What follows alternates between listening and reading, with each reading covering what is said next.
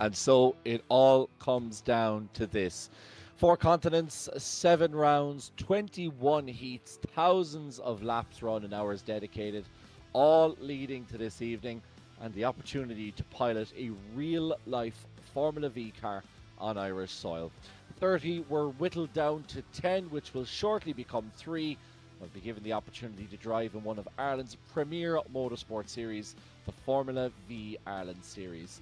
Welcome this evening. It is Tuesday evening. It is 9 o'clock, and as ever, we on Gantry TV are bringing you the latest round, the last round, the 8th round of the RTA Virtual Motorsport Formula V Series in association with Mondello Park, with Formula V Ireland, with Gamerfest, and indeed with Bois Motorsports. Now, we don't just have the main prize on the line as well tonight. We'll have a couple of other prizes this evening. We have the Hustler Award, which will be a 6-month Trophy.ai subscription.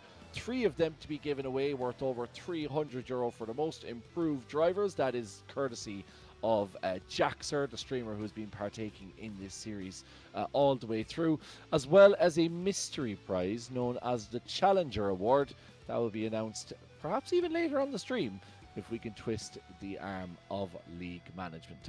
So, the final round of the RTA Virtual Motorsport Formula V Series. And from Germany, we head back over the Atlantic Ocean for the final time to the Sebring track, but not the entirety of the one that we know and love for the IMSA and wet grounds, but the modified version that takes in all of the favourite bumps and rumps that you know from this Floridian track. 2 miles in total, 3.219 kilometres, 9 turns, with a race lap record of 45.85 seconds. That is an iRacing record in the Mercedes AMG W12 Formula 1 car. As roads, budgets in Ireland come into question, it feels rather fitting, Evan Dalton, that we finish our real-life series, or a series that has implications for real life, on probably the bumpiest track in the whole surface. Yes, probably the bumpiest track on the whole surface of the earth, I agree. Yeah, too many SU words in there. Hi, Kevin. Pleasure to be back as always. We've got a brilliant race in our hands here this evening, and it's going to be a very difficult one to succeed in.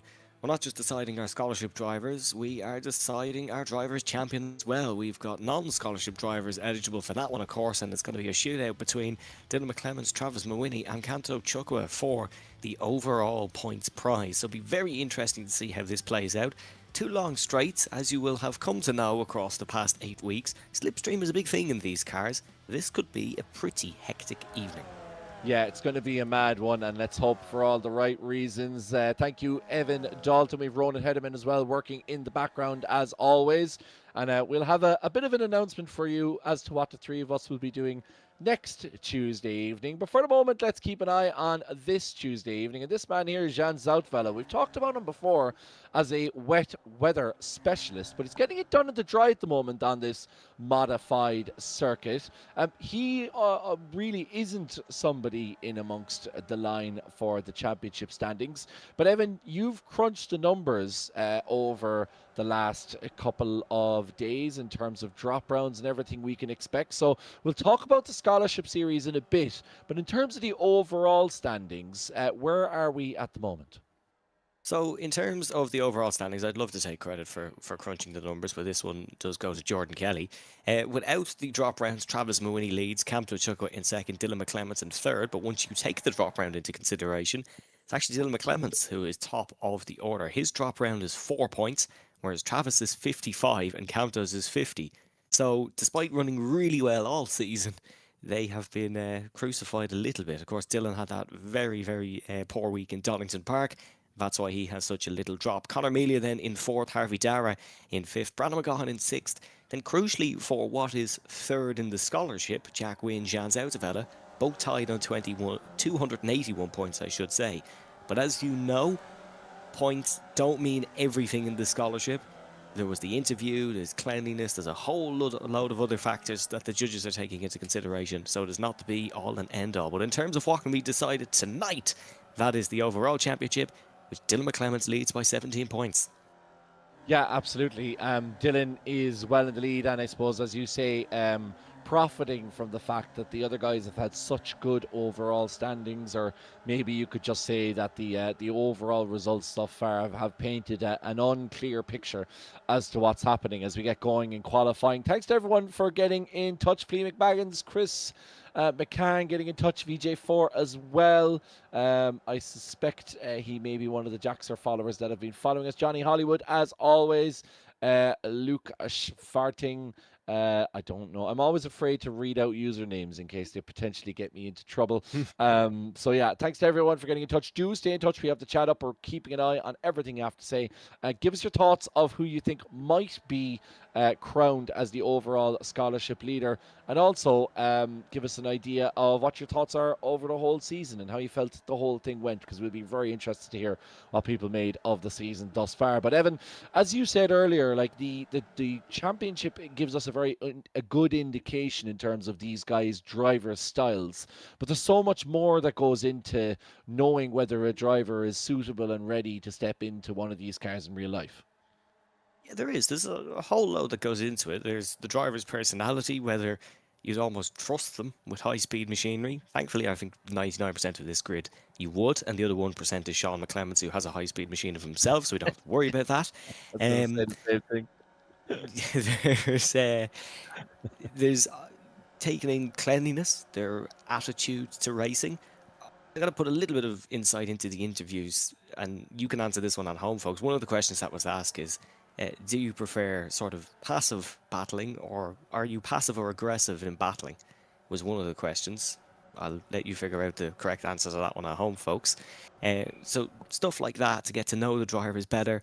From a promotional side of it, commercial aspects, who could be good on camera, that's not really been taken into consideration, because obviously we want them to further their racing careers rather than become film stars, but you never know what can happen. But really it does still matter down to the driving. How good are you in the car, and how can you get performance out of it?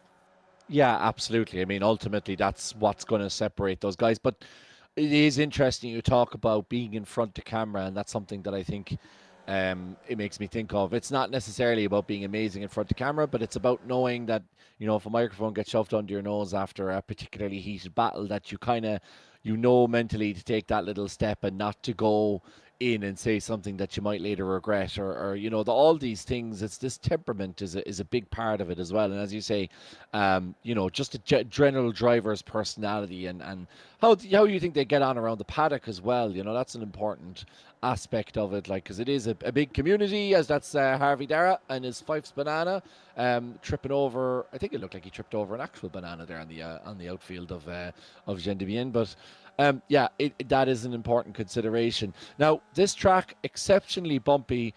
These Formula V cars, they're not very exceptionally low to the ground, but they're low enough to the ground, Evan, that I suspect some of these guys will have definitely been tinkering with the suspension over the course of the week. In theory, yes, but it is fixed setups, so they won't be able to. But yeah, it's a bumpy enough track. I did a few laps in practice last night. I say a few laps. I did probably one too many for the pace displayed, but it's bumpy. Going down that straight, it's not easy to go wheel to wheel. You've got to be very careful of your surroundings. And there's off tracks here and there. There's bumps and mistakes. Some of the curbs are deadly. They will chuck you off and into the wall, and I imagine we're going to see it at some point tonight. But we are riding on board with last week's driver today, Lawrence de Salzwa, down towards the first corner. He's getting a great toe off Jean Sautevelli. You're looking for the kink in the wall here. Conor Melia says you can do this flat, but a little bit of a lift for confidence is okay as well. You're not going to lose too much time. Heading down to turn 2, keep an eye on the cones on the left-hand side, and now just on the brakes, about 15% braking, third gear. Use that curb on the inside, and then just coast your way through this next one. Don't run too wide, or you will end up off the track like Tony Griffin did. Stay in the third gear through here. An upshift will lose you. I've had a little bit too much time. You can see Lawrence just revving it out. Nice little lift. Don't touch this curve on the outside. That's the one that will chuck you into the wall fairly quickly. Use all of the track and so much more here. Little bit of a lift. You can go a couple of percent on the brakes if you like to steady the car. Lawrence using all that curve on the outside. Now it's the longest straight on the track, and you want to get a bit of a slipstream for this one, and you can see Lawrence doesn't really know where to go to get that best toe, but it seems like his option is going to be Tony Griffin in front. You're looking for the long right-hander. We don't actually use the main circuit's long right-hander, which would be just coming up now. We go one a little bit later. You're looking again for the 2 cones on the outside. There's 3, there's 2. Downshift as you are braking. Cut that little bit inside on the white line, and now run the car all the way wide out to the wall. You don't want to cut this corner too tight, but just enough to stay on the right-hand side. And Lawrence in the slipstream as well. And I think that's the first time this season we've done a live track guide that the lap has been completed on. Yeah, can you tell the man is involved in content because he is able to keep it on track and keep it going behind Tony Griffin. It was really interesting there and very indicative. The amount of toe that Lawrence de Soswa got off Tony Griffin. You could see Lawrence there hunting around, as you said, looking for somebody to pick up a toe off.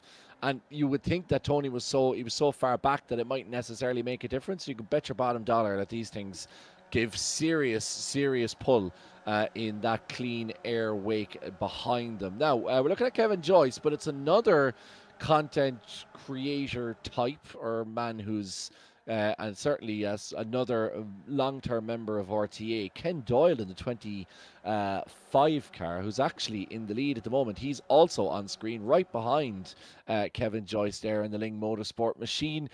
He has gone fastest with a 124.1 and quite, I mean, more than half a tenth ahead of Dylan McClements, which in this game can actually be quite a lot. So Dylan's our championship leader, but Ken having a barnstorm in qualifying thus far, Evan.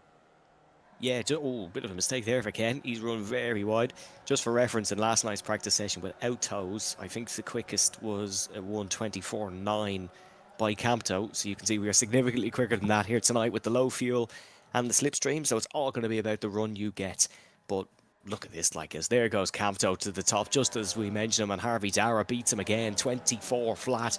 It all depends on how clean a lap you can get and what slipstream you can get. These guys and girls can all drive.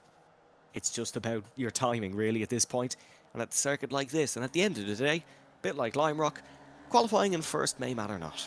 Yeah, absolutely. Now, the only thing I would say is this is a nice wide opening bend, but sometimes that can invite more trouble as well as the track begins to narrow heading down to that corner. And I still have to get it in my mind that they're turning right there and not left and completing the rest of what would be the usual Sebring lap here around IMSA. And this is a track that, you know, is like it is built in a way for multi-class racing. It's obviously best known for multi-class racing in terms of hosting the Sebring 12 hours and also the Sebring 1000, I think it was, in the WEC.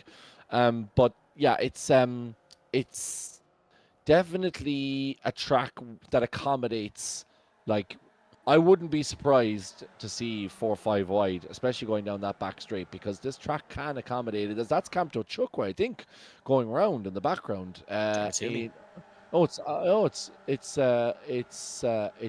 Toomey, I think. But yeah, this is Tony Griffin here. But yeah, Harvey Dara, fastest thus far. 124 flat is going to be very hard to beat, Evan. As you said, 124.9 was the best without toe, and that currently would put you in 14th place, which is where Jack Wynn is currently sitting. Yeah, I did a 25.8 last night, so I would have been 22nd, which is a dismal performance. But Harvey Dara, who is on pole position, has taken pole this season, took it in Lime Rock Park and went on to win heat number 1. It was 102.6 that day, 124 flat now as the banana pulls off to the left-hand side. So he can win from pole, can Harvey Dara. Won heat 2 that day, actually, as well. So they were his last and only 2 wins in RTA Virtual Motorsport. He'd like to add a third here this evening. But one of our scholarship drivers leading out this pack, as we see Peter McCann there in the pink, white and black. A new scheme on the car here for Peter tonight. We don't often see a lot of livery changes, but running the pink, he's gone purple in the first sector, and he leads this army of E's down towards the final corner. Yeah, you missed an opportunity there by saying that Harvey peels off to the side, but look, we won't. I did. No, you said he pulled off to the side, but yeah. No, I said I missed the opportunity. Oh, you said you missed the opportunity. Now, speaking of missing things, there's Peter McCann missing an apex and throwing away what was a potentially very good lap. And it's funny, like, yeah.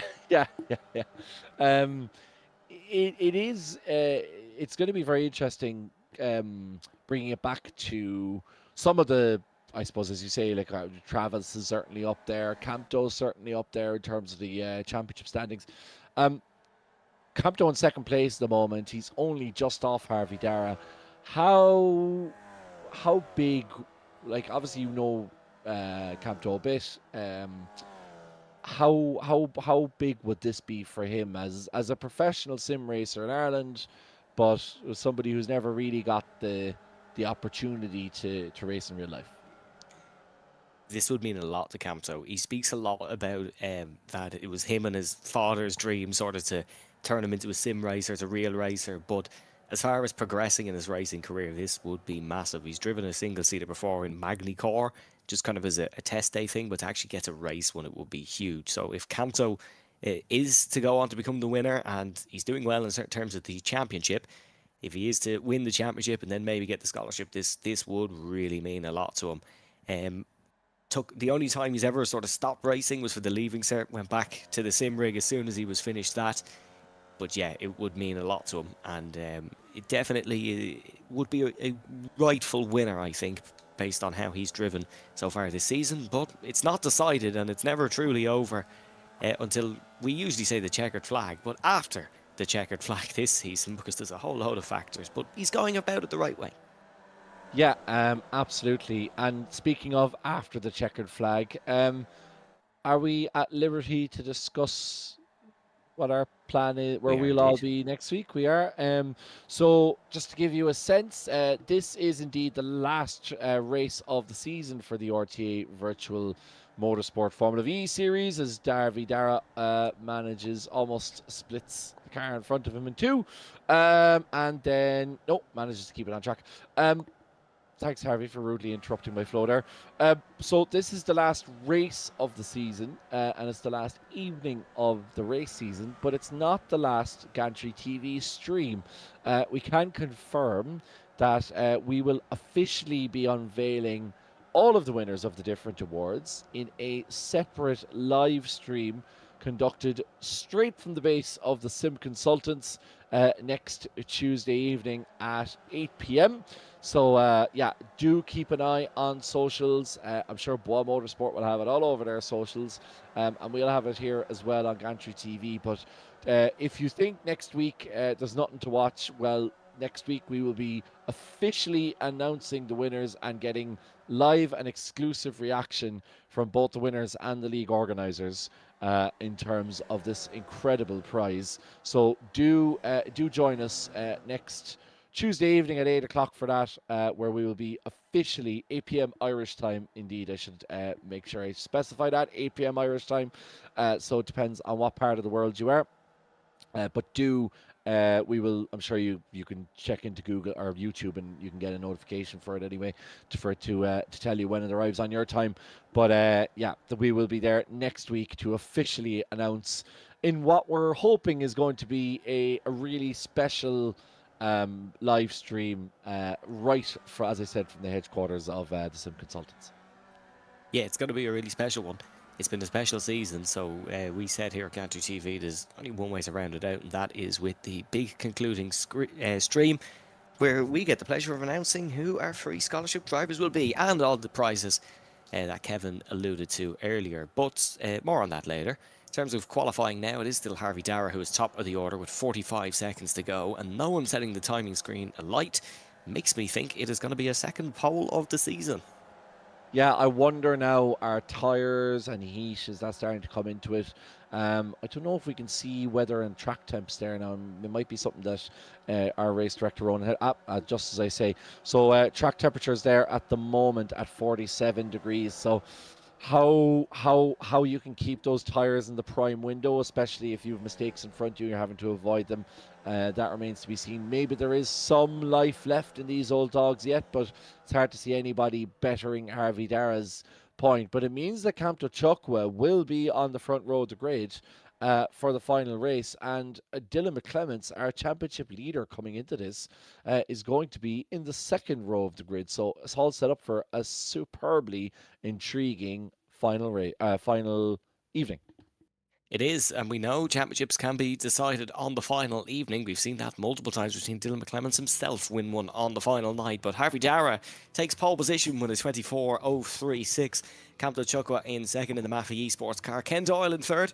followed by Dylan McClemens in fourth. Lawrence de Soswell, off the back of his driver of the day performances, in fifth. Then it's Travis Mawhinney, Dara O'Connor, Conor Melia, Jan Zoutevella, Sean McClemens, Sean McGoldrick, Dermot Toomey, Brandon McGaughan, Kevin Joyce, Jordan Kelly, Annie Middleton, Jack Wynne, Peter McCann, Emma Dempsey and Tony Griffin down in 20th position. And behind Tony is David Prunty, Jamal Gandor, Sean Smith, Jared Thornton, Ross Wheatley and Ronan Keane to round out the order.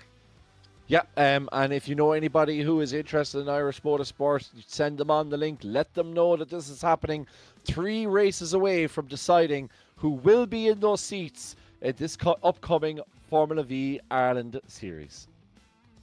Yes, we will have the red lights coming on shortly. And Harvey Dara on pole. I think it was Camto who lined up alongside him the last time he was on pole position, to be brutally honest. But I digress. This is a very important opening lap. Equal points in the 3 heats. Heat 1, 10 minutes. Heat 2, 15 minutes. Heat 3, 20 minutes. And then, of course, we have our reverse top 8 for heat number 3. But it is 30 points for the win, 28, 26, so on and so forth. So this is big for Camto Chukwa and for Travis to try and claw back in on Dylan McClemens. As the lights are getting ready to go now, we have 5 of them. And for the final time in this season, we go racing here in Sebring, and it's a good launch from Harvey Dara, who gets off the line well, but Camto Chukwa immediately into his slipstream down towards the first corner. Ken Doyle is going to take the inside line here in a personal best qualifying of the season for Ken, and down towards the first corner, Camto Chukwa has dove for that inside line, and Dylan McClemens will look to follow him. The number 11 has been left out to hang, but he'll crucially have the inside for the next corner. Dylan McClemens very eager to get up the pecking order here, and as they dive in towards turn number 2, looks relatively clean from the front runners. Yeah, great start from Camto, already ahead of Harvey Dara and starting to push away as well. Harvey's going to have to contend with Dylan McClemens, who is, of course, our championship leader and very rapid. Cut the nose off Ken Doyle to begin with. In the background, Conor Melia up 2 places and battling with Lawrence de Soswell. Great start for him.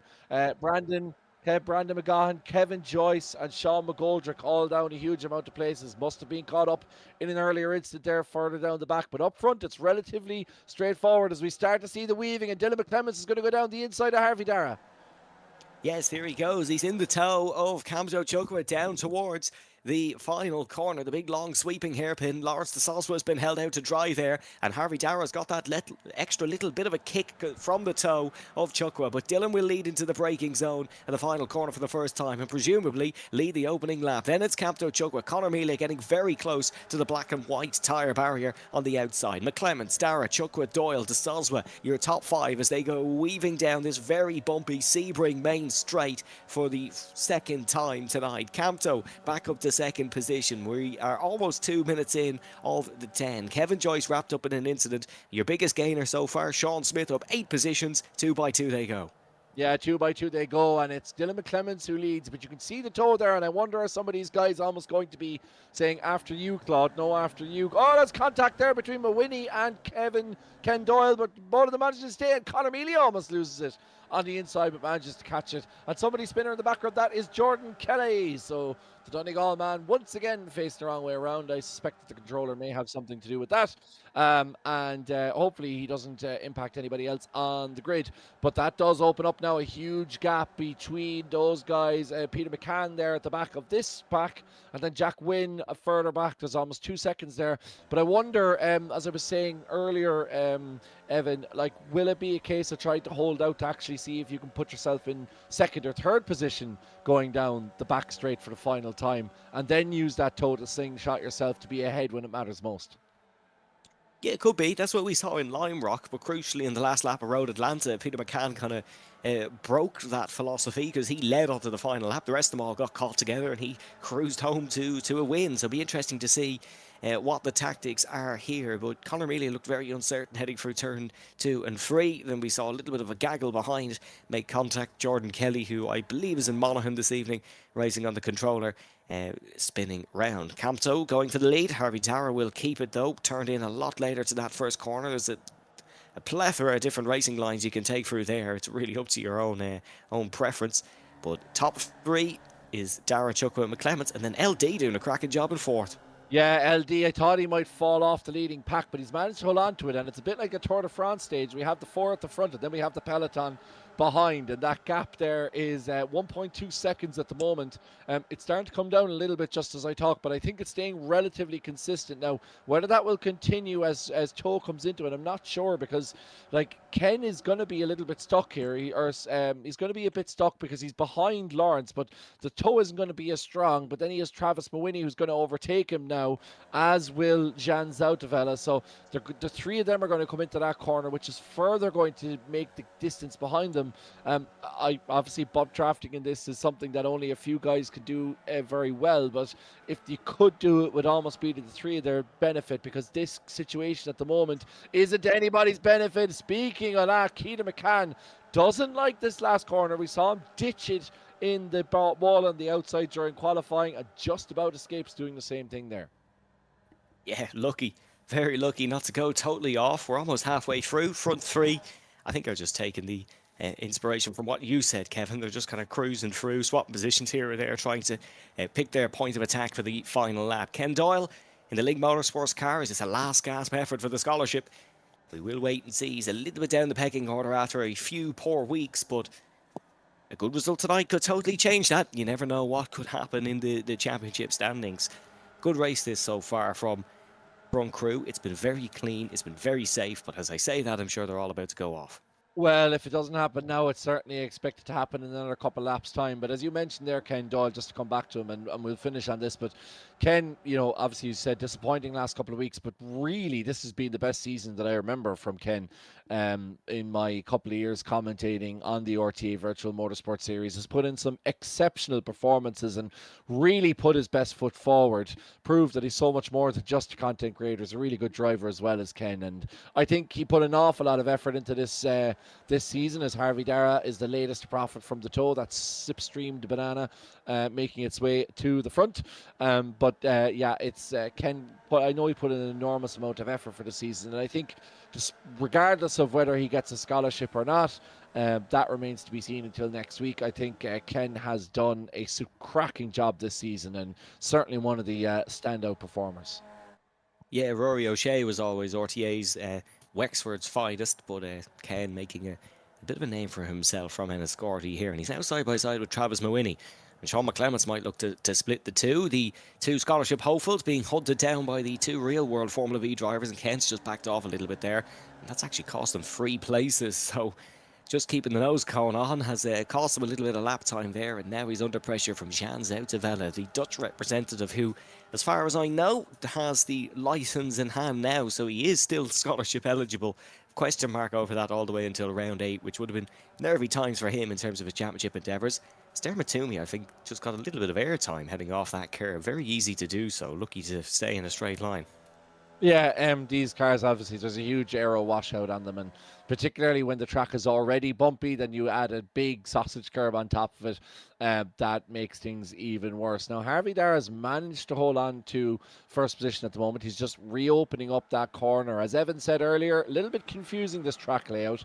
The usual line that we see that cuts almost through that infield is we're going back to what would kind of be the original corner layout here, which is much more steep, and you go deeper into that back straight. But you can see that gap once again. It's now up to 2 seconds between Lawrence de Soswa in fourth, who's doing a great job here as LD, hanging on to the front runners, and then Travis Mawhinney, which is 1.8 seconds behind him. And a big battle now between McClements, Mawhinney, and Conor Melia emerging as McClements tries to go down the inside of Travis Mawhinney. Didn't get that much done, but looks like Travis got a little bit squirrely on exit. That may open up the door for Sean McClements, who will be, I think, trying to just keep his head down and stay out of trouble this week. Evan, what do you think?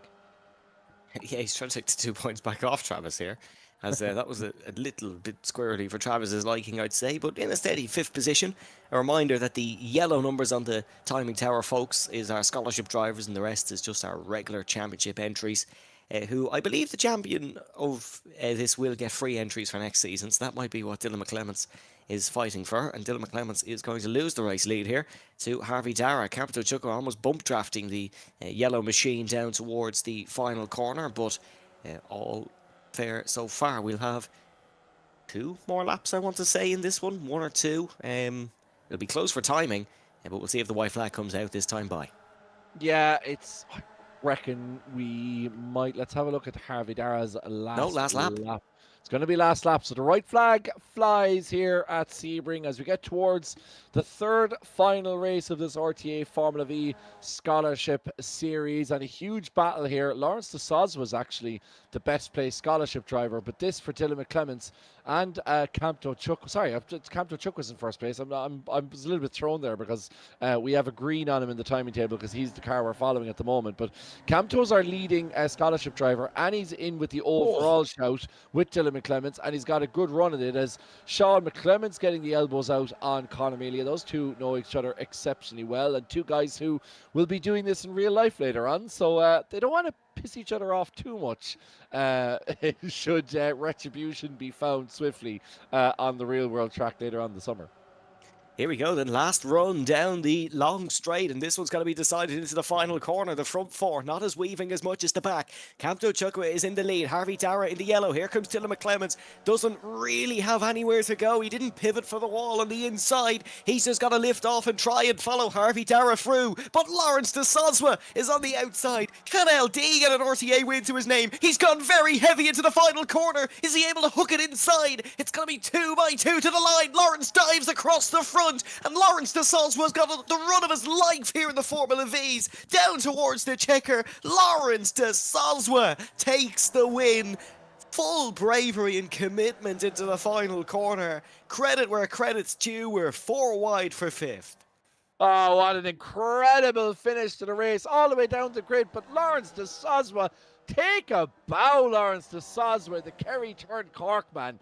Like, I cannot wait to see some of the videos that are going to come out from his reaction as he battles. You could picture the concentration on his face as he gets to run around the outside, goes deep into the corner and locks it, manages to get in first place. And I know the Potato Nation will be cheering him on here from right across the world. Lawrence de Soswa has superbly earned first place. Dylan McClements getting boxed in by Harvey Dara and by Camto Chukwa, and Lawrence de Soswa profiting from it. And the number 1 car finishes on the top step of the podium for the first time this season. Yes, fantastic win for Lawrence, who is still in the fight for that scholarship. Dylan McClements in second. Big result for Dylan. Championship lead has extended to 19 points over Camto. Sorry, it's extended a lot more because it was actually Travis who was behind him.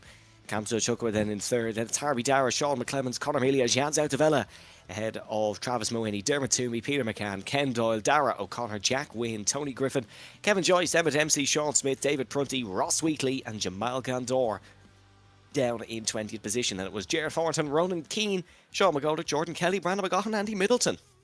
Yeah, and just before, because we're going to get quickly to the lights, but I'd love to see Lawrence de Soswa finish on the podium in this second race, because I would love to get Lawrence's thoughts on the ending of that first race. Yes, we'll have, or I imagine he's live streaming this one, so that will be one worth going back and watching, folks. But the lights are already coming on, and Lawrence de Soswa is going to control this one from the front. You called it, Kevin. Lawrence was in the best position last time round in 4th, and now as we go racing here, Dylan McClements has got the launch on LD down towards the first corner. Camto Chukwa is looking to try and split the 3 of them in towards the left-hander, but we will wait and see the chaos that will unfold down towards turn number 2. Yeah, in fairness to these guys, as Conor Melia goes very deep in the outside, and he's followed by somebody else behind him as well. I don't want to speak too soon, but the opening, that's Lawrence going wide. It's a pity for Lawrence. He's gone wide now. That's put him way down the back of the grid, and unfortunately, with all the cars arriving, he's been forced to stay off track so that he can rejoin safely. I think he's just going to get back on track there now, just about, and manages to get through unscathed, Lawrence, but he's dropped a lot of places, unfortunately, due to that small mistake. It's a real pity for Lawrence, and he's got a penalty for that as well, so he's going to have to take a slow down, I suspect, so he may have to pull off to the side to get that one done. But Dylan McClements now leading Camto Chukwa by 0.4 of a second, but Camto coming back down the inside, and opening race was very clean from these guys, Evan, to be fair, as was the second race so far this evening. So these guys keeping it nice and clean for the most part.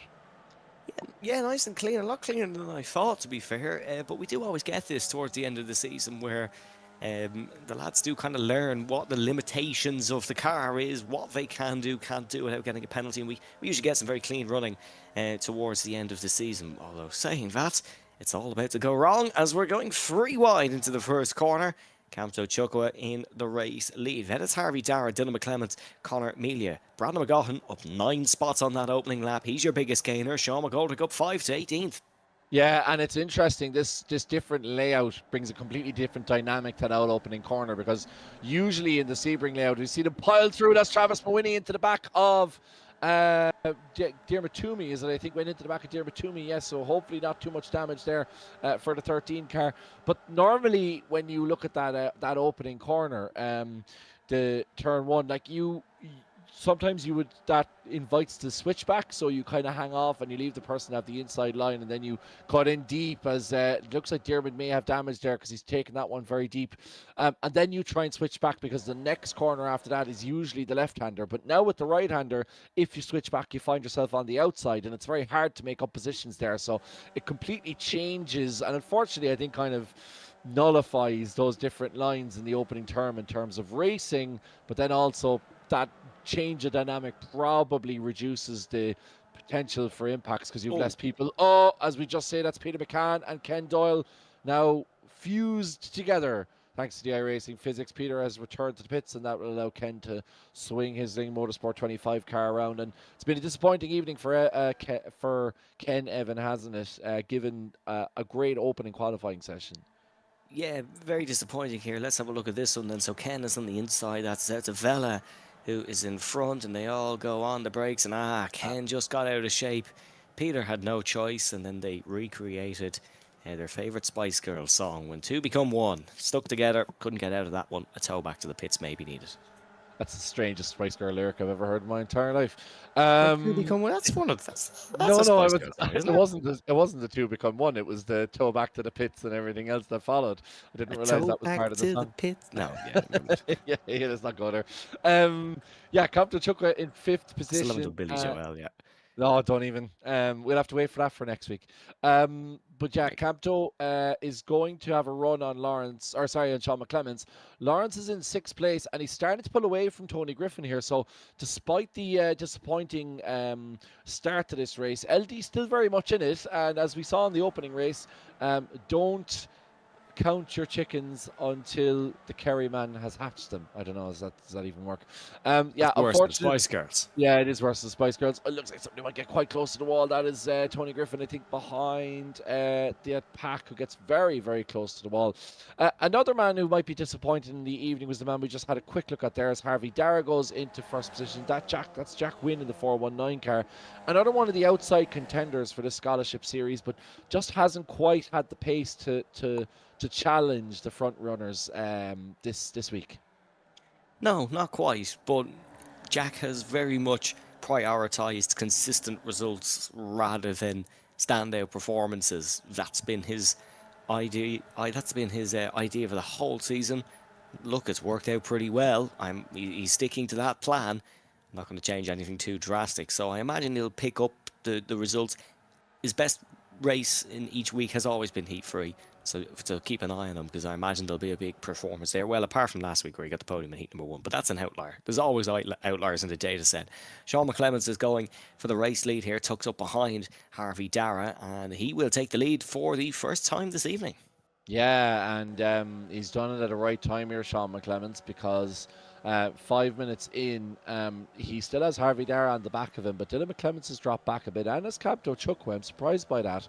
Now, a small bit of a mistake from Sean there in the final corner will invite the Harvey Dara to come through as well, and Harvey very, very much clearly has the pace, qualified in pole position, and has been running since up there since the beginning. He's getting a little bit of a bonk there from Conor Melia from behind, just to give him a little bit of a hand.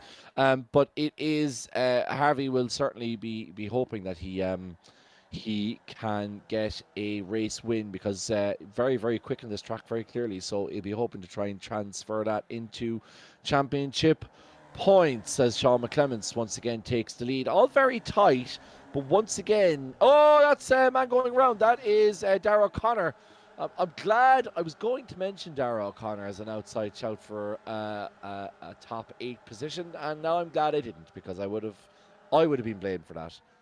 But now I can blame somebody else, and that is Kevin Joyce did namely. very well to avoid that. Let's have a look here at this one. Is it just a case of ambition outweighs adhesion? But we will see. It's Travis Mooney who's behind it. Oh, there goes Sean McGoldrick straight on at the first corner. Dara, turned in on Jack. A little bit of a nudge. Kevin Joyce did very well to avoid that.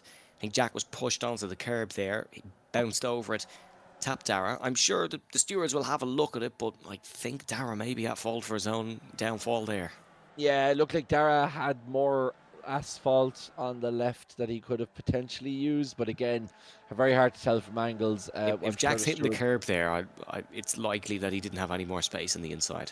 Yeah, absolutely. And, like sometimes you're damned if you do and you're damned if you don't, as Conor Melia continues his bump drafting. I mean, the Daytona 500 was last week, so Conor, I know he's a big IndyCar fan, but borrowing some tactics from their, I wouldn't call it a sister series, but certainly another well-known US racing series. Some Americans want to kill you right now.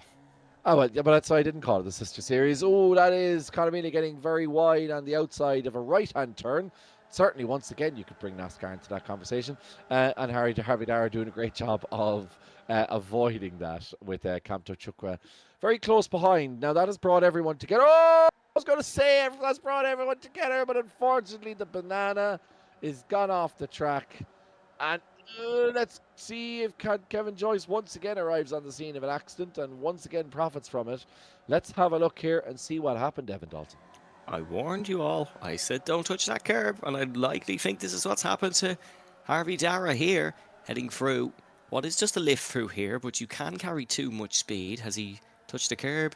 Yes, he has. Straight on it. Car slides straight off. He's done very well not to hit the wall there, actually, as Harvey Dara, because you can see all the markings on the outside of it where it's already been slapped. But that is a very disappointing mistake for someone who has ran so strong this evening. Yeah, there's absolutely no doubting Harvey's ability on this track, but unfortunately, he is out of this one, and it's going to be hard for him to get back inside that shout for the top 8. But maybe, just maybe, oftentimes we see very quick drivers who have incidents in race 2 manage to get there. So Jack Wynn is up to 8th position at the moment. Well, 8th at the moment. No, yeah, 8th. He will consolidate his 8th position ahead of Travis Mooney. Now he has a blinker in front of him. That is Brandon McGaughan, who's struggling a little bit with his internet connection. So we will see how that one plays out, right on the heels of Jan Zoutvela, who at one point was running second in the qualifying standings, or practice standings, I think, actually, but just couldn't transfer that pace to the race thus far. 1.8 seconds he has between himself and Lawrence de Soswa in front, and he's very much the engine of a 6-car carriage train that's heading down the back straight, as we look at Conor Melia getting a little bit of a bump from Sean McClements, returning the favour, as Kamto Chukwa is in earnest as well. Any one of these 5 really, Evan, at this stage could come through and win, and Lawrence de Soswa did it in race 1. I'm sure he'll be hoping to do it in this race as well. Yeah, I was just going to say, he's just lurking in the background again, isn't he, Lawrence? The exact tactic we saw in the first race. Didn't really ever consider him for the race win until you mentioned it going on to the last lap. He's doing the exact same thing, just sitting behind, waiting. Maybe waiting for the front crew to have a little bit of a scrap, because certainly Sean and Conor have been all elbows out here this evening, and I imagine that will continue. As you mentioned, they're gearing up for the Formula V Ireland Series, and they will be racing, I should say, with one of these gentlemen behind. Definitely not Dylan, because he's not actually legally allowed to race the single-seaters yet, but he could be racing with Kamto, he could be racing with Lawrence, could be racing with Jean, who's probably a little bit too far back to profit from this battle, but we shall see. Yeah, absolutely. I wonder if Lawrence snipes right at the end, can we call him Lawrence the Deer Hunter de Soswa? Because that's what he's doing. He's lurking in the bushes, and he's just waiting for an opportunity to strike, as Kamto Chukwa pulls out again on the inside. He does like that move, Kamto, pulling into the inside, but he's not got any help in terms of those lanes. And speaking of the Daytona 500, we have a lane on the outside, but there's no lane on the inside, and that means that Sean McClements and Conor Melia are going to potentially pass Campto. No, Campto has the inside line, so he manages to get that one done. But yeah, very interesting. We've seen that happen a few times. We've seen Sean and Connor stay on the outside, Campto pull to the inside, Connor gives Sean the push, or vice versa, but Campto, because he has the inside line, manages to make it go, and they all kind of keep their momentum going. And that gap now, as Campto goes for a move down the inside, and Sean McClements, a very early dive here. And Campto, if he can make the stick, all well and good, but if he can't, he's going to invite pressure. And that's exactly what's happened. Now Sean's gotten down to the inside. Sean's going to make a move Oh, here to Sean, take back Sean. first place. He has got it done, the 47 car. Fair play to Sean McClements. Good move there from him up into first place. So we have Clements 1 and 4 with Campto Chukwu and Con Amelia in the middle. And once again, as we said, Lawrence de Sosva lurking in the background, just waiting for that opportunity.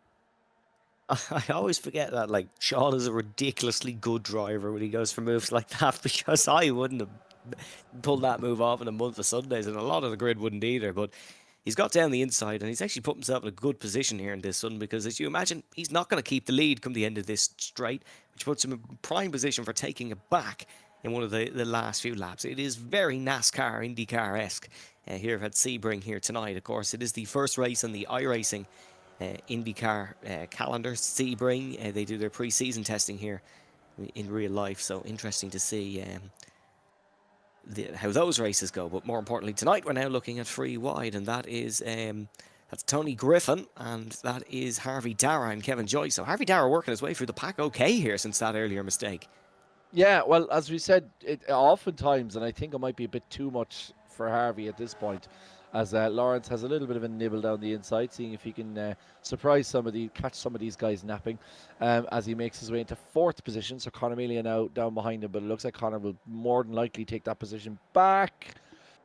No, he won't actually. Lawrence is going to go around the outside and Campto Chukwu. Can he get it done here, can LD, in the number one car? He is absolutely full of confidence, and he gets the move done round the outside of turn 2 and indeed Bishop Bend and into third position. So Lawrence de Sosva back where he was before. Yeah, I think it might be too far from for Harvey, but oftentimes we see that happen where leading drivers have an incident, they manage to make their way back to eighth position, and all of a sudden they're very much in the picture when it comes to the final race. Yes, we'll have one more lap after this one to decide this evening's action. It has been a very entertaining race so far, but Dylan McClements is looking to put one hand on the championship trophy here in this one. Won last season's Formula V championship.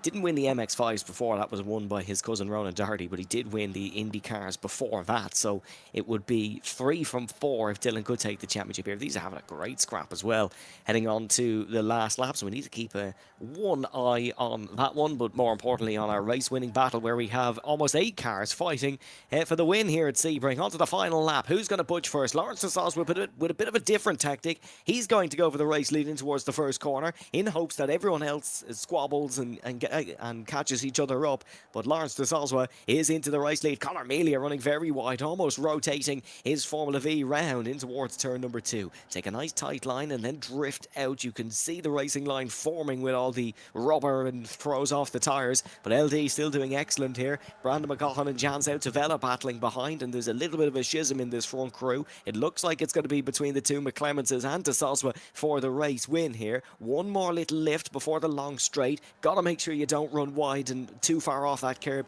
More importantly, picking up the grass. And what a launch Dylan McClements has here on LD. Yeah, I think LD is going to get LD'd, and the Cork Camogie players got beaten by Antrim during the week, and it looks like the Team DDR McClements Mafia are going to whack Lawrence de Sosva on the final lap here going down. Now Lawrence is back in tow again. He's going to try and get himself involved, and Conor Amelia getting involved, and Campto Chukwu getting involved. No, it's not Campto Chukwu.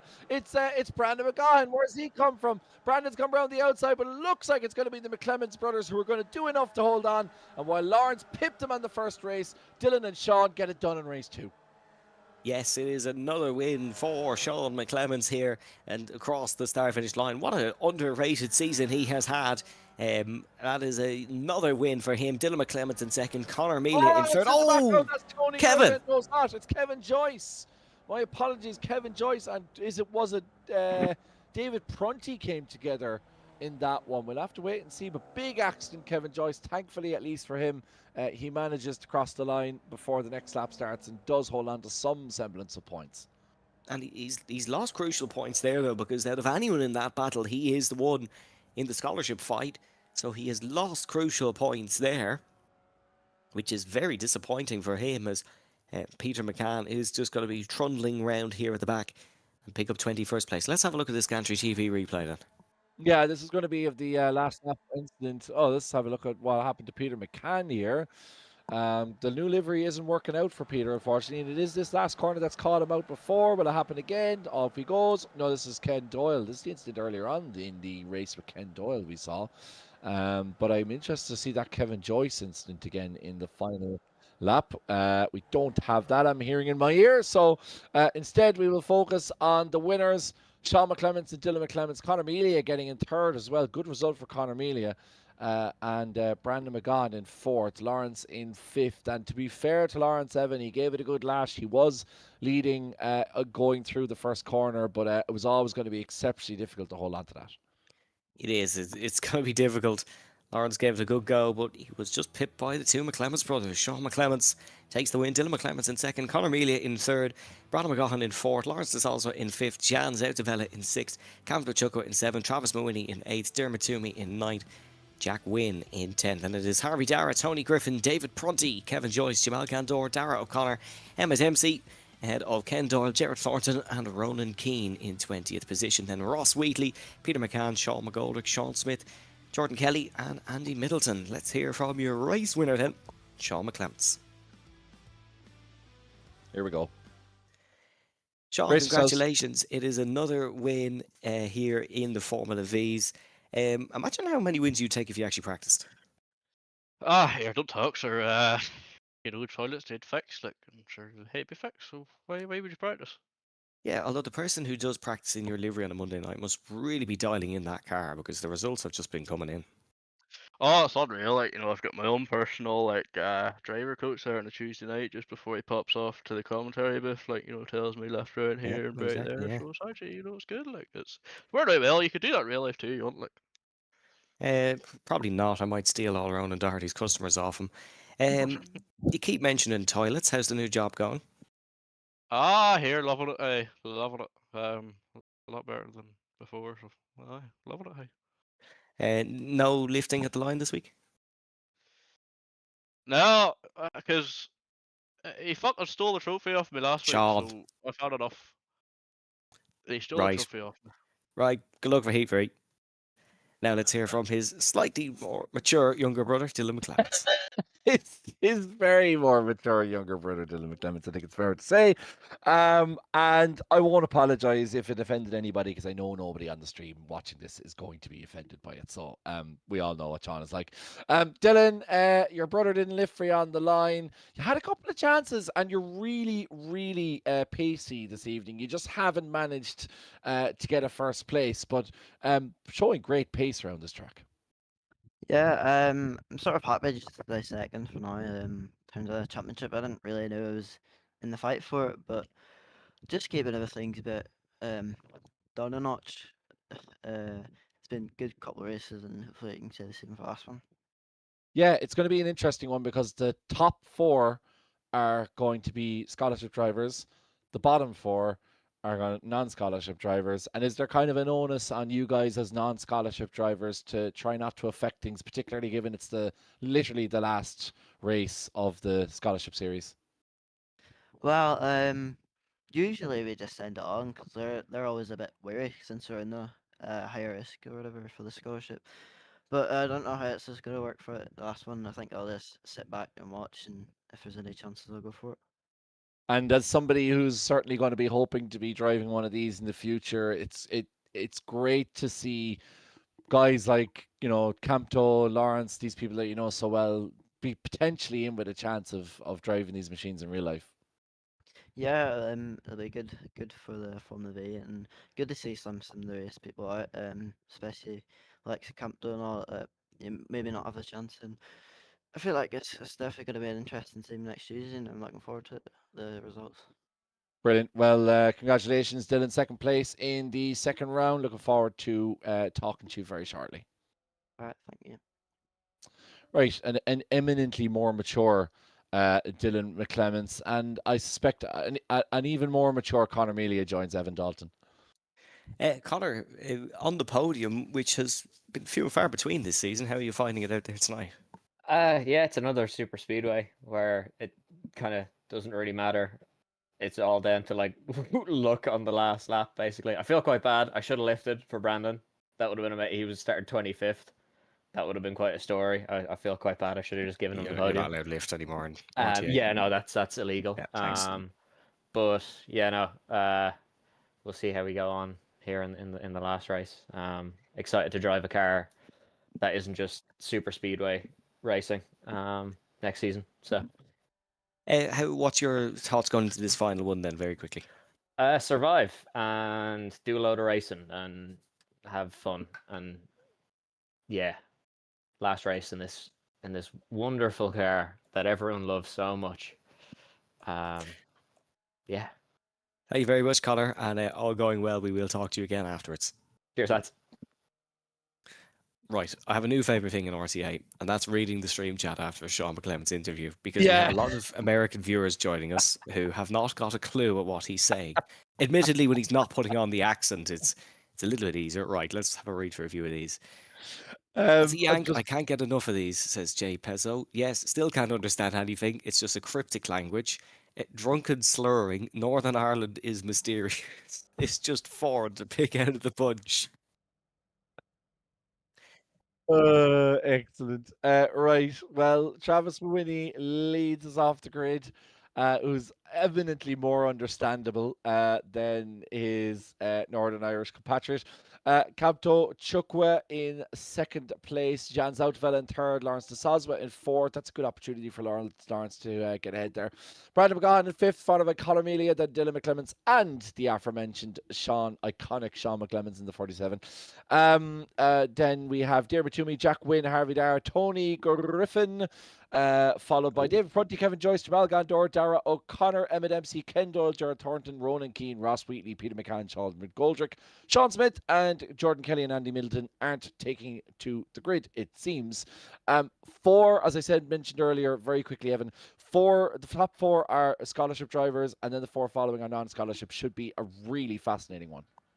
Well, it's been an iconic season, and we're about to get our 20-minute heat underway for the final time in it. And with Travis Mawhinney and Captain Chukwa on the front row, this could be box office as we are underway. Conor Melia immediately pulling out a line. Good start for Brandon McGahan, who is up to fourth position. And Jan Zoutveld, the Dutchman, who is fighting for a chance at a scholarship, is looking for the outside line here in towards the first corner. Immediately looking for the switchback, but he has got a car on the inside. Captain Chukwa not looking for the race lead too early, but he might be forced to go for it. His attack is the best form of defence. Travis Mawhinney chops off in front of Chukwa, and Brandon McGahan is going for broke around the outside. He's secured his racing future in the LMP4s. He's not putting on any additions at all. Oh no, Mr. Interview and Mr. Streamer, Jack Wynne and Sean McClements have made contact. It's such a pity. Yeah, I certainly don't think that Sean McClements would survive in the streaming world, but unfortunately coming together with the streamer, and we're going to have a look at that in a second once things calm down. But Travis Mawhinney now with a great lead at the front, and we have two of our scholarship series leaders, or at least going into this week leaders, in the form of Travis Mawhinney and Captain Chukwa now. Let's see if we'll finally see a battle between them in this final race. This is, remember, ladies and gentlemen, at the end of this 20 minutes, the drivers have done everything they can to secure a spot on the Formula V season grid next season for at least one race. So a huge opportunity, let's not forget why we're here. And for the likes of Campto and Travis Mawhinney, and indeed Jan Zoutveld, three of the top four, they will be putting their houses on this. Sean McClements said, or Dylan McClements said earlier, that he thinks they might be playing it safe due to their status. I think in this final race, all cards on the table. Yeah, you've got to show what you got now. This could be the final thing that turns the judges in your favour. And Brandon McGahan is certainly not going to make life easy for them. He's showing what skills a real-world racer possesses and bobbles over the curb. But Campto does stay in front. It is Chukwa, McGahan, Mawhinney, Zoutveld, Melia, de Soswa, McClements, Toomey, Dara and Griffin. Let's have a look then at the contact between Sean McClements and Jack Wynne. And this could also be big for Jack Wynne. He's got to keep driving here no matter what, even if he did take a tow. He's got to keep out and try and get points. They all break too early, and Jack Ah, Yeah, he well, went into it's, Sean. it actually looks like Lawrence. That began with Lawrence. We might have to go back and have a look at that If from we could get an Lawrence onboard from Osborne's Jack there. perspective. Yeah, or even an onboard from Sean McClements, it would maybe give us an idea as to what happened, because it looked like Sean went into the back of Lawrence de Soswa, and then unfortunately Jack went into the back of Lawrence. And ironically, Jack Wynn released a video today He did. advising other drivers on crash avoidance. I mean, whether you decide to go watch that or not, that is entirely of your own doing. Now let's have a look at Sean McClements. We're going to have a look at an onboard here of the 47 car. So keep an eye. This is Lawrence de Soswa in front of him. And I don't know, did Lawrence get spooked by over braking? Yeah, that's what happened. Connor Melia had a bit of a squirrely moment. LD checked up, and as Johnny Hollywood said, a knock-on accordion effect. And unfortunately, it was both Sean McClements and Jack Wynn end up caught up in that one. So unfortunately for both of those, it makes things very difficult. But as you say, Evan, Jack just has to keep going. Yeah, has to just keep going, try pick up a few points, and get working on part 2 of that video, I feel. Yeah, and speaking of videos, I think Peter McCann's been in that barrier so often, he's now in the pits at the moment, that we'll need to redo our intro and include yet another clip of Peter McCann spinning. Yeah, he's not too fond of these American circuits, really. And No. I'm very disappointed as well for my own nichey Peter McCann last round of the season podium statistic. Yeah. That's well gone now, unfortunately. Yeah, no, unfortunately, all good things must come to an end, and in a spectacular fashion for the 24 car. But Travis and Campto continuing this battle, and this is what I think we were all hoping for. These are our scholarship championship leaders going into this evening. Campto's had a pretty good, consistent run. Travis has some serious ground to make up. Whether he'll make up enough at this point, he'll need something had to happen to the number 8 car. But I think this is the battle that everyone wanted to see for the final time this season. Yeah, it's been the battle I've been hyping up for about 8 weeks now, so nice to finally to get it into fruition. And Jan Zouteveld involved in this one as well, who was ran fairly steady here tonight and has really made a good account of himself. He is now on the outside of Camto Chukwa in towards turn number 2. But look, as we've seen with the previous... Oh, that's very, very close. That is very close. And Jan, yeah, just about survives. As we've seen in the previous 2 races, though, it's all going to come down to the last lap. There goes Jamal. There goes Dara O'Connor. Emma Dempsey survived through the middle. I think we're relatively okay. Yeah, that's great work from Eva to avoid that. Dara had a big incident on that corner as well at a similar point in the last race, so it just didn't quite work out for Dara, unfortunately. Not really sure whether that was cause or effect for the 73 car, but we are looking at 1, 2, 3, 4, 5, 6, 7, 8, 9 cars, all the way down to 10 cars, actually, all the way down to Tony Griffin, if you include him hanging in the background of Harvey Dara in this train at the moment. This, ladies and gentlemen, is an Irish Rail Dublin Houston special going through the final Sunset Bend here That many carriages on. They would for a special, wouldn't they? For a match special, I feel like Maybe for a match special. Never when I need them. yeah. Well, I'm sorry about your individual train woes from a dub who has to commute 5 minutes in order to get where he needs to go. Jan Zouteveld into the lead, the Flying Dutchman, showing that he can do it in the dry as well as the wet. And these 3 guys battling, and Lawrence in 4th position, still very much in with a shout here, although he has Brandon McGahan and Conor Melia close by. He does. They scare me every time they both jump in towards turn number 2, but we are still safely through. Colin Melia getting the spot on Brandon McGahan. This is Emma Dempsey and Sean McGoldrick. Still a peculiar incident for Sean McGoldrick in Heat 2, actually, that we never really got back to. Just went straight on into the wall at the first corner. 100% looked like hardware failure. He will have to get onto the sim consultants for that one to fix whatever woes he may have. Harvey Dara, we're looking at now behind Brandon McGahan. Still hasn't got a win here this evening despite his strong pace, but he's back within the crew despite that earlier mistake in heat number 2, so anything can happen from this point onwards. We're not even halfway through this race yet, so there's still a lot of racing to occur. Camto Chukwa is leading it all the same. Yeah, Campto back into first place, getting a little bit of a push from Travis Mawini. A lot of time left in this final race, and shout out to Steven T6, who said that Lawrence de Soswa must have watched Jack's video today on crash avoidance. chance for the earlier incident. Lad, the chat's on fire this evening. We're really enjoying it, so keep them coming. And also remember, we have our final driver of the day this evening as well for the season. So as the race progresses, don't be afraid to get your nominations in, and maybe give us a reason why you think they should be elected driver of the day. We do take your nominations into consideration.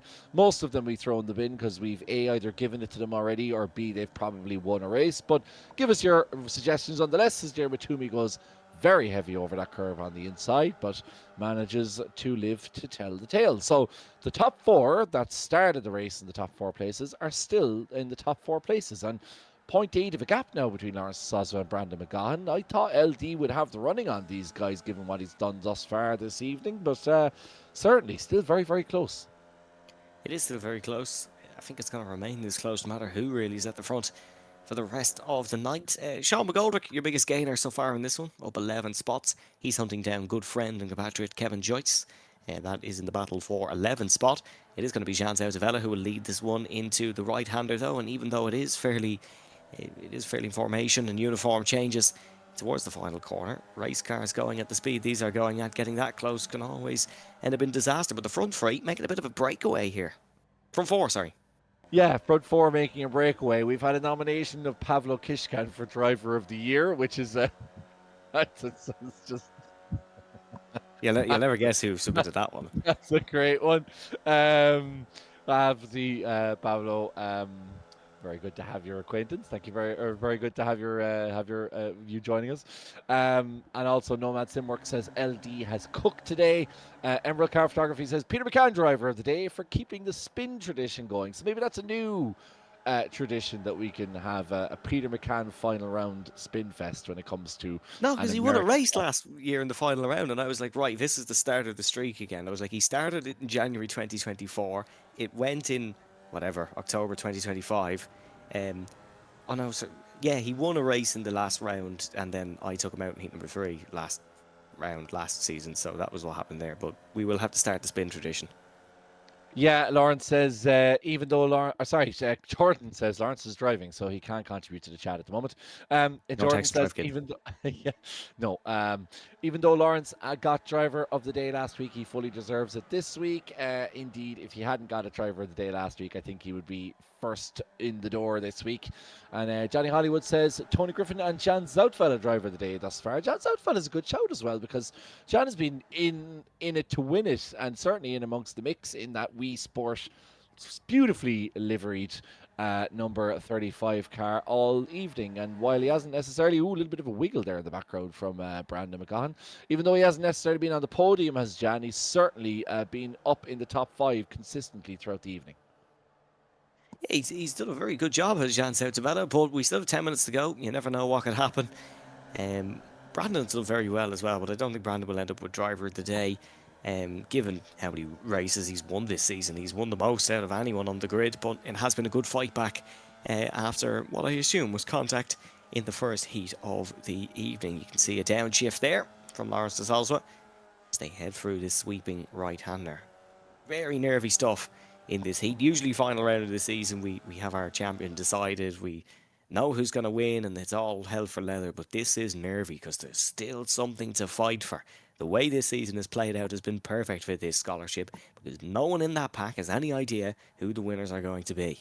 Yeah, and obviously, as we said, the championship isn't the entirety of this scholarship series. So for those guys who are in with the scholarship, they'll be tuning in next week with bated breath to find out whether they've been selected as one of the 3 to be put forward to be given a real-world driving opportunity in the Formula V Series. But Evan, as we look at this drone shot, I've been covering drones all week in Cork and last week, thanks to the IAA and AirNav for that.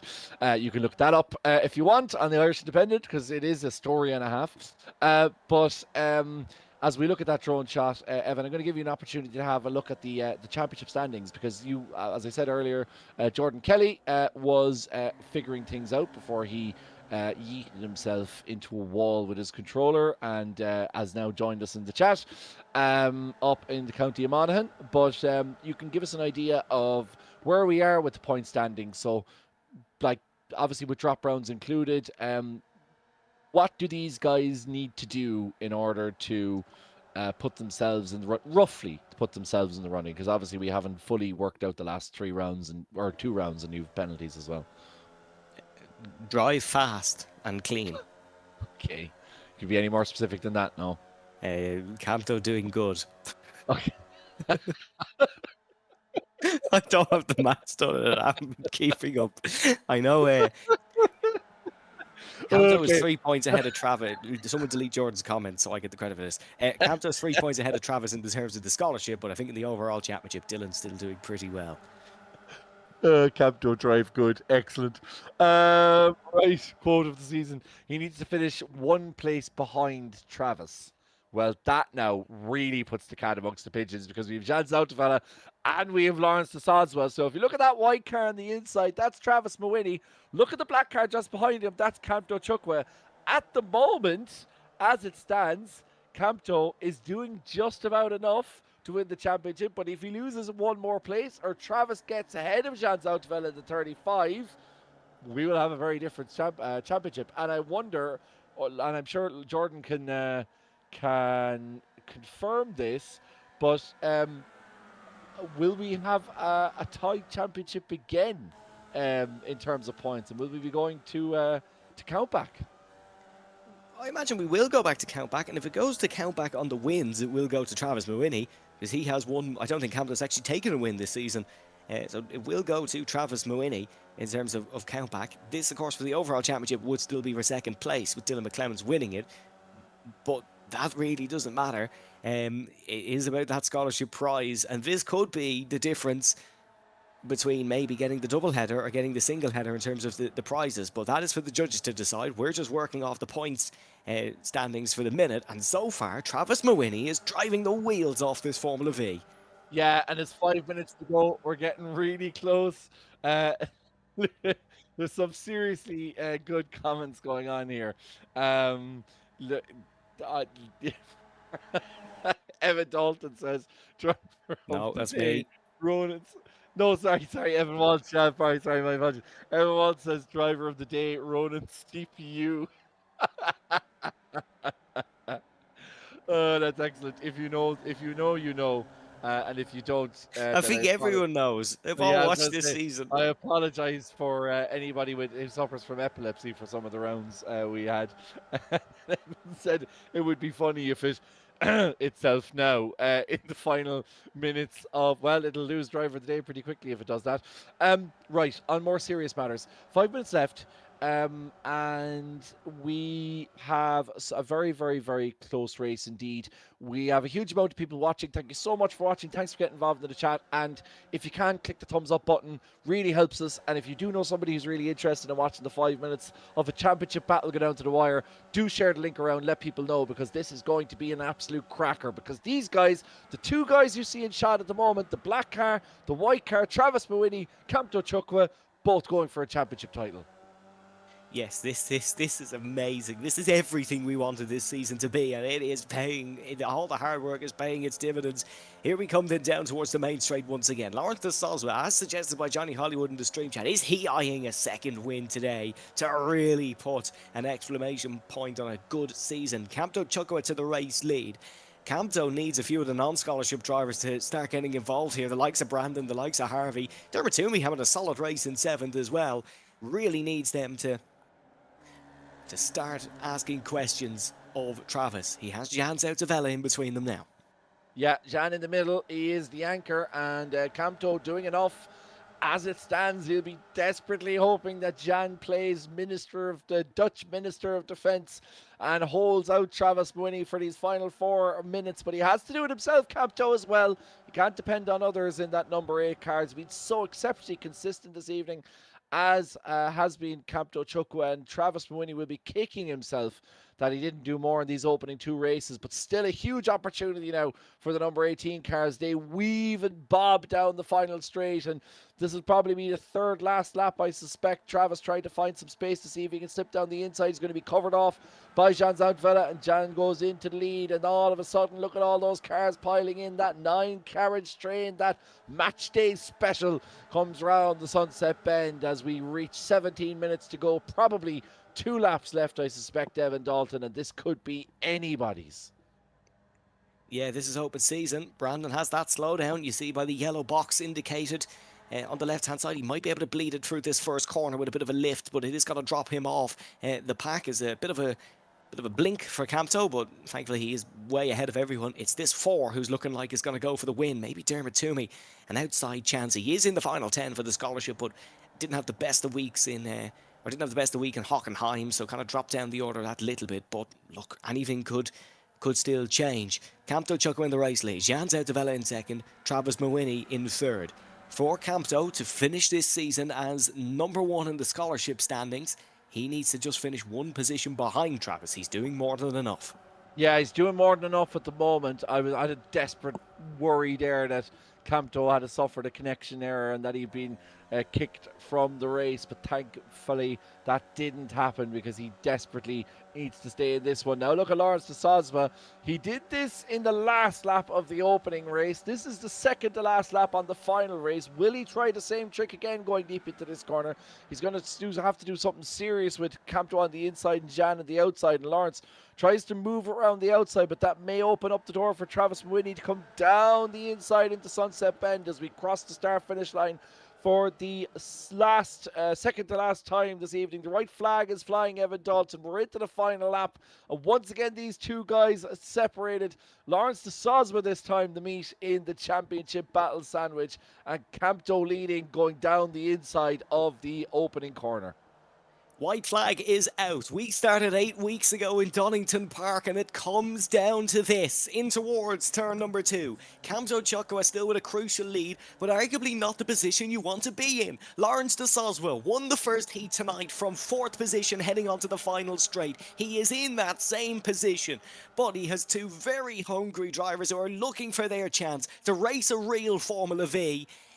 Right in front of him, Campto hops and skips onto the outside to try and open up the line here into the final corner. It's going to be a slipstream battle down towards the final corner in the Sunset Bend. Campto Chucko is being clawed in by Jan Zoutevella and Travis Mawhinney. Lawrence de Sosma is there as well. Travis pivots to the inside. Jan Zoutevella is on the outside looking for the race lead. Travis Mawhinney needs to get past Campto Chucko, but look at this again. It is deja vu for Lawrence de Sosma, who's going to the outside. We're free wide. Has he overcooked it, or will he get it hooked in? He won't, and it's going to be Jan Zoutevella, the Dutchman who was arguably robbed of a win in Silverstone, to come towards the line. But crucially, Campto Chucko beats Travis Mawhinney across the checker, and he will just pip the scholarship championship.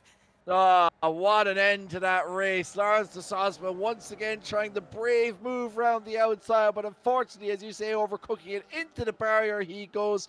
Big battle here for 14th position all the way down to 13th. Jack Wynn managing to cross the line there in 13th position. But Campto Chucko, he had that gap in the last lap. You could see him doing the donuts. It means so much for the number 8 car. He's been one of Ireland's premier sim racers, has never got an opportunity to race in the real world. Had that test session at Manicore. Has he done enough to secure himself a spot on a real-world race grid in the Formula V Ireland Series? Dylan McClement's also doing donuts. I believe Dylan has done enough, has he, to win the championship? We'll have to come back to count back and see that. Looks like Dylan has won the overall championship, and Campto Chucko has won the scholarship series, and our 2 championship winners celebrate going into the opening corner. Donuts galore. And I'm sure there will be, hopefully, plenty more where those came from when it comes to these 2 being involved. But Evan, what a fantastic finish to what has been an epic 8-week season. It's the only sim race I've actually stood up out of my chair to compensate the last lap on. Anyways, that was a cracker. We have had 8 amazing weeks. Amazing weeks. That was the finish it deserved. Jan Zoutevella takes the win. Campto Chucko in second. Travis Mawhinney in third. Campto and Chucko were tied across the line. Going by that interval, you literally couldn't split them all season. Couldn't split them here again. It's not confirmed that Campto wins that scholarship. That's down to the judges, and we have more on that after. But for now in this race, Jan Zoutavella takes the win. Captain Chugwa in second, Travis Mawhinney in third, Dermot Toomey in fourth, Harvey Dower, Brandon McGaughan, Tony Griffin, Lawrence de Salzwa, Dylan McClements, Kevin Joyce, Conor Melia, Sean McGoldrick, Jack Wynne, Sean Smith, Emma Dempsey, Dara O'Connor, Sean McClements, Ross Wheatley, Ronan Keane, Jamal Gandor down in 20th position. Then Jared Thornton and Ken Doyle, David Prunty, Peter McCann, down 14 laps for Peter. Terrible evening for Peter, and Jordan and Andy Middleton never took the grid. But 3 points, he was ahead of Travis Mawhinney, Campto Chukwa going into the final race. He needed to finish 1 place behind Travis, and my God, he could have very easily finished 2 places. As we said, that is as close as it gets, as Jordan Kelly says. And thank you so much to Jordan as well for keeping us updated on the point situation. But Campto Chukwa, we've known him for a while. We know his pace, and we know his ability. As we say, plenty still to be decided from the judges, but it's just been an epic end to what's been a brilliant season. And we talked as well about, the keeping clean and all that kind of stuff. But I actually thought this was one of the cleanest seasons we've seen. It's one of the most respectful seasons we've seen. And it's just been an absolute memorable season for all of these guys. It has. It will be one that you think about in 5 years' time. God, remember the start of 2026? If you want to get involved in RTA Virtual Motorsports, folks, you can, as Jordan is telling us in the chat. RTAVirtualMotorsport.com for the Porsche Cup. Make sure to get your sign-ups in. But let's hear from our race winner first and foremost, Jan Zoutavella. Jan, congratulations. A brilliant win there in the end. Talk us through that last lap from your perspective. I mean, the entire race we've been switching around on the back straight, and I kept being in front into turn 1 or turn 2, so I kind of knew what to do. But then when Lawrence made it 3 wide into the last corner, I was kind of scared for what was going to happen, because we haven't gone 3 wide this race. So yeah, it was quite tough. But the gap to Camto on the back straight was just perfect, so I could just go on by and take the win. Did you like racing this Sebring track tonight? It's a very different sort of layout compared to what maybe people who race endurance or GT3s are used to. Oh, I loved it. Beforehand, I was thinking, man, like they were saying before the race, you could go from first to 8th back to first on the back straight, but it wasn't even that bad. But it was like so great because it's such a wide track, and you could take so many lines, for example, in the last turn or in turn 1. So it made for great racing. The season as a whole, then, Jan, obviously you are eligible for the scholarship, which the winners will be announced next week, of course. How do you feel it's gone from your perspective? I've got mixed feelings because, of course, in multiple races I've been towards the front, and then by my own mistake or some unlucky incident, I've been dropping back. But the pace has been good. The racing has been incredible. From Donington until Sebring, like it's so close, and I've had never had this much fun in a league before with the racing. So overall, I would say it's great, actually. Well, Jan, one little last present, I suppose, from us to you is you have officially been voted tonight's Scantry TV Driver of the Day. So congratulations for that. Oh, thank you. So great to hear from Jan there, who takes the race win tonight. LD did win it last week, lads. So we said it's only fair to give it to Jan this week. But now, one of few men of the hour, Campto Chukwa, to join Kevin. Campto, an honour and a privilege to interview our RTA Scholarship Series winner. Now, as we said earlier on in the stream, nothing confirmed in terms of those places, but just to pip Travis there at the end, like anything could have happened. You were 3 points ahead going into the final race. So had something happened in that final corner, we could have been talking about a very different story. But what a thrilling end to the race. Yeah, I'm at a loss for words, and I'm sweating as well because I knew Jordan mentioned it before we started. There's 3 points between us, so my first plan was just to finish ahead of Travis, but then it was kind of hard to do that when everybody's in a massive slipstream train. So it ended up being just trying to just get ahead, get as far ahead as I can, which still is hard with the slipstream. So I nearly got taken out in the second corner of the first lap because I think Connor braked too late into Jan, into me. But thankfully we survived that one, and then Brandon as well. I think I don't know what happened. I didn't check the replay, but we both survived that one as well. So it was stressful, and then even the very last lap, leading that last lap, was kind of a scare because I knew that I would have like 4 cars behind me on the back straight. So all I had to do was just cover the inside and just hope for the best. And I didn't win the race, but at least it worked out to finish second at least. You're a professional sim racer. You're one of Ireland's best. How does this league rank amongst some of the events you've taken part in? And just in terms of the racing, it's exceptional.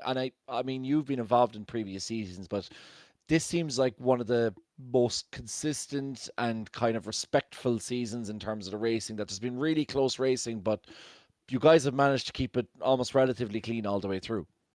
Yeah, and I fully agree with it as well. And I'm not even just saying it because it's an Irish league and I'm an Irish driver, but genuinely, I've been in other series. I won't name any of them, but I've had one where every single week the driving was questionable to say the least and not the most enjoyable. But coming here on a Tuesday night, even when I have college the next morning, when I had to leave the house at 6 o'clock in the morning, staying up this late to race in RTA is literally probably the best thing I can do on a Tuesday, and that's why I'm happy to keep coming back season after season, even if it means I'm going to be sleep deprived the next day in college. But at least it's fun to have this kind of racing because this is generally probably the best series I've ever raced in and still is. And same with the driving, the racing and the battling as well. It's all super close and super fun and always really respectful and clean as well.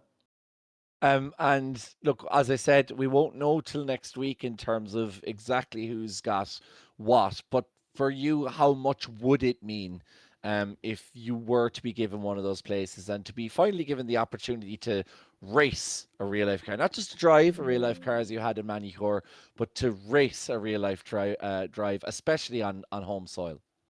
Yeah, if I do win, I'll be really excited and looking forward to it because this is something that about me and my dad literally started back in 2017. He bought me my first sim rig, and because obviously real life racing is too expensive, there was no part where we can get into that. And even like 2 years after I started sim racing, I still tried again to get into go-karts, but we just didn't have the money for that. So going to France last year to drive an F4 car was probably the best experience I've had in my life so far. But obviously that's one experience, and as much as I loved it, winning this one would be just as nice, even better, because I'm actually getting to race against other racing drivers in Alden, not just driving on a track with them. So if I do win, that's probably what I'll be very looking forward to, and I hope that I can celebrate that with my dad and go to the track with him. Well, we'd love to see that if it happens. You'll be tuning in next week to our live stream. Camto, massive congratulations. Evan, do you have anything to say to Camto before we leave and go? Well done, man. That was a really good performance. Thanks, Evan. That's all I have to to round off, Kevin. You've got the rest covered. Yeah, absolutely. Look, Camto, massive congratulations, and we may be speaking to you next week, but we'll have to see what the judges have to say. But congratulations on your scholarship series win. Thank you so much, guys. So that was Camto Chukwe, our scholarship series winner. Let's have a chat with the man who finished just behind him, Travis Mawhinney. He is joined by Evan Dalton. Yes, congratulations, Travis. Really gave it all there in the last race. We've asked Camto and Jean how they found it. How did you find it?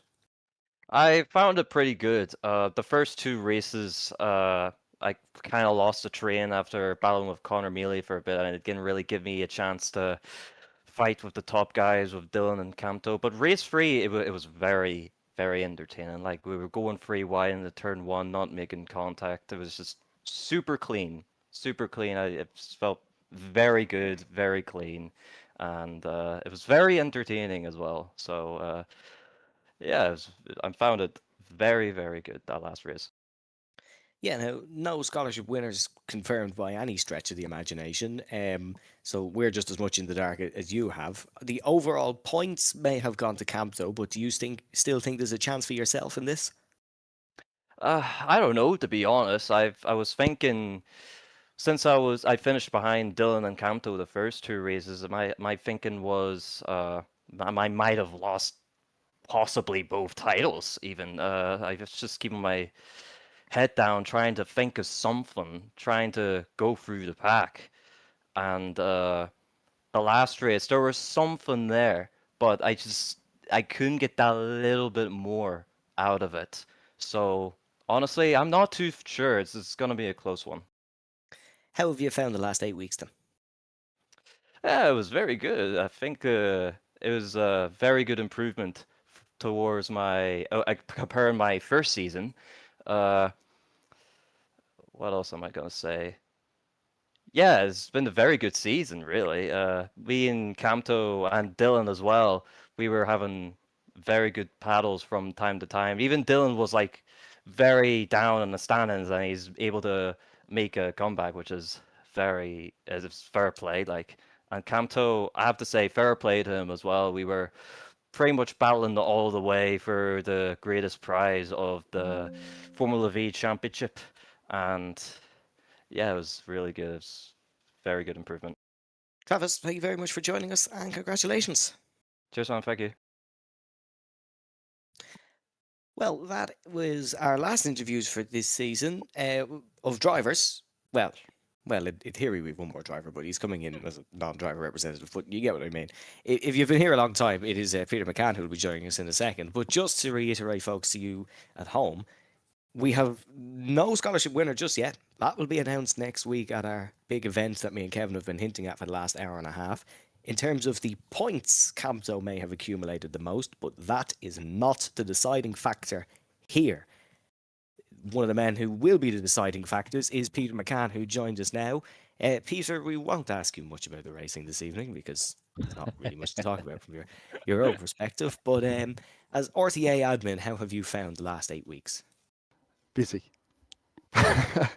We're always busy enough with these championships behind the scenes, but this one has been super, like crazy busy, just trying to get everything in line and everything right before we started, and then making sure everything is right and correct as we go through. So it's been busy, but it's been insane to see where this has led to. Like, to see the boys racing for the points championship at the end there was just cool. It was absolutely brilliant. I was actually upset to not make race 3 and get my usual round 8 win, but to watch that at the end was awesome. Yeah, from what started, I suppose, as a theory between yourself, Rob, and some of the V guys to the coughing at the AGM, did you ever expect that it would get this far where we're breaking boundaries of what sim racing and real racing has come to? We're on record viewers week in, week out. Did you think it would become as big as this? Once Johnny and Adam came to us about this, I knew we were going somewhere with it. Like, it was something that we've always wanted to do, like, is to push that. Like, people have come to us before about, getting more involved in sim racing and getting people coming up through sim racing and all that, but we were more about getting people using this as like a feeder into reality, like, which is what we're seeing now. And it's just going to be awesome. I cannot wait to be standing on the pit wall in Mondello when whoever actually wins this, when we do all our maths this week, drops the clutch in race 1 in April, I think, is it? Yeah, one of the 4 weeks in April. Kevin, any questions from your side? Just kind of building on that, Peter, like, we kind of do these wrap-ups every year and we talk about the racing and how great it is. And sometimes we have seasons where we say, it's a bit untidy at the beginning, but kind of as we got on through the week, people kind of got their act together, and then the final week, then the racing was really good. But as I was saying to Camto, and Camto singing his praises about the series, like, the thing that struck me about the season was that, probably because of what was on the line, and everyone understood what was on the line, and the guys who were non-scholarship guys had to be commended in this as well, because they didn't have this big dangling prize in front of them and still contributed massively to this series. But the racing all the way through the season seemed to be particularly respectful, and actually, instead of kind of guys kamikazeing themselves into the first corner, they were a bit more patient, and it ended up meaning that we had battles for longer. We had got times where people were going 2 or 3 wide for several laps, instead of having kind of total chaos for half a lap and then heartbreak. I don't know how you found it from an admin point of view, obviously from the stewarding point of view, but it certainly seemed, watching on, that like particularly in the opening laps, guys were being a little bit more mindful of what was happening on track. Absolutely, Kevin. So the point system behind the scenes that we've developed, nobody really knows except for us what the story is with that, but they're trying to guess, in fairness, and they can be fairly sure some of it is coming down to their cleanliness. So it's a big, big part of it that it was instantly very, very obvious. Like the incidents were down for like anyone that was trying to stay ahead, trying to figure out what the maths was behind what we were doing. They were all being super, super clean. We see Campto, I know now, okay, everyone probably has a penalty except for Campto in like the top 15, but that comes down to hard racing as well. Like the racing has been absolutely awesome. There's been a couple of tips here and there. I had one tonight or two tonight. Yeah, I don't know. It's been better, but it's been aggressive too. Like it's on track. I've shared the track with nearly everybody this season, raced them hard, and they knew that letting me by was going to cost them championship points. So they'd race hard to a point, but they just needed to be safe on their end as well. That kind of way. It was good. It was a good mix. Yeah, absolutely. I'm just glad that iRacing physics doesn't allow for tire barriers to be dispersed across the track, because I think you probably would have had a even bigger part to play in it otherwise. Can I twist your arm? And we do like twisting your arm on when we get you on the stream, because it's too rarely we get you in the commentary box. We announced obviously an earlier prize given over by Jaxer, the streamer, who's himself and his fans have contributed massively to the series in terms of the trophy.ai. But do we talked about a second challenger award? Can we give out some of the details of that on stream, or is that very much being kept for next week? We do want to keep it for next week, so we do. But it is another car that I'm going to say, I was originally going one person, but I'm going to give it to 3 people, right? So 3 people that made it into the top 10 that aren't going to win the scholarship. We'll give them a run in a car. That's all I'll say. Excellent. So look, thanks to everybody involved in that. We're going to be, we'll be seeing you in person next week, of course, Peter McCann, because Yeah, I'm we nervous. will. Yeah, well, we'll see Is what the suit you're. ready, Peter? I'm gonna have something nice ready anyway, and I'm massively looking forward to it. So, as we said, thank you to everybody for joining us. Do hit that thumbs up button as well and get subscribed. And of course, RTA Virtual Motorsport, Peter. It's the end of the RTA Formula season, but we're heading back to the Tin Tops next year. So Porsche Cup. I've a little birdie has told me that sign-ups are actually going pretty well. So if you do sign up for the series, you're going to have a pretty full grid to contest against in a couple of weeks' time. Yeah, so RTA, as much as we give out to the guys about signing up, it always is like the 11th hour. So at the minute already, before this season ended, we were at over 30. So if you want to get involved, you need to get in pretty quickly and disappoint some of the regulars if they're not going to make it in. That's their own fault. Porsche Cup, I love it. I love the old one. I'm not really gelling with this one. I have to see how it kind of goes for me. But yeah, the Cup cars are always awesome racing, and they can take a slap, and it can be really, really good and aggressive. Like, just because there's no scholarship next season doesn't mean like this is the racing you get every season with RTA. So I tell anyone that's on there, get involved 100%. Yeah, absolutely. And the same in terms of watching it. Peter, thank you so much for joining us. We will be talking to you, of course, next week in person, and very much looking forward to catching up with yourself up at the Sim Consultants up in Kildare. And of course, Kildare is where our focus lies. Thanks to Gamerfest, thanks to Boa Motorsport, thanks to Formula V Ireland, and indeed thanks to Mondello Park themselves, we will be announcing an enormous prize for 3 of these drivers on the grid. Evan, final thoughts before we sign off. It's really been an exceptional season, and it's been an exceptional season from many ways, and particularly in terms of the interactions that we've had in the chat and just how much buzz the series has created. It has been fabulous. Like I mentioned, I just threw a quick message there in the chat, folks, but just to say it to all of you from, well, my actual voice, Thank you very much for joining us, because it's made the season all the much cooler having your chat interaction, being able to talk to you and get your feelings, get your feedback in on the dryers and stuff. That's made it so cool. I've loved it. It's been fabulous. RTA is brilliant at the best of times, but when it really gets like this, it is insane. Please do join us next week from 8 o'clock, folks, because we have a lot of cool stuff lined up. It's not simply going to be bang, cameras on, here's winner, blah, blah, blah. We have a lot of cool stuff lined up to sort of wrap up the season, so please do join us from 8 o'clock next week. It will be great to have you. And join us for the Porsche Cup. A couple of people asking, will we be back? We will. Yeah, oh God, yeah, we will be back. I mean, how could we miss this type of racing? So we will be back indeed next season. But before that, for the first time ever in Gantry TV history, we will be together in one room. Me and Kevin have never actually met each other, like. So there you go, folks. Actually insane. I know, it's so funny.